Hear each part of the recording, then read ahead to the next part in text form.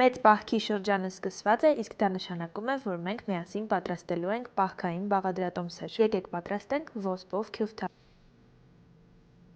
Իսկապես շատ համեղ է ստացվում։ Նախապես եփված կարմիր ոսպի վրա ավելացնում ենք բլհուրը, լավ խառնում ենք և թողնում ենք, որ սառի։ Այս ընթացքում կկտրատենք գլուխ-սոխ և կանենք սոխառած։ Կտրատում ենք հնարավորինս մանր, ոչ մեկ ձեզ այդքան չի լացացնի,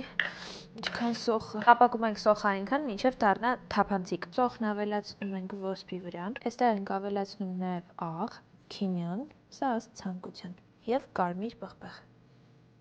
Արդեն իսկ շատ լավ է բուրում, հիմա պետք է այս զանգվածը լավ խառնել, որպեսզի միաձուլվի։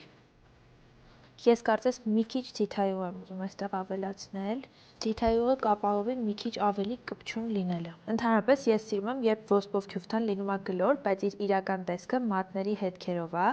դրա համար մի քիչ այսպես վերցնում ենք և ստանում այս տեսքը։ Հոպ, հոպ, այսպես գեղեցիկ դասավորում ենք։ Մնաց վրան ավելացնել ազատ քեռ, նույն ինքը մաղադանոս և կանաչ սոխ։ Իսկապես շատ համեղ է ստացվում։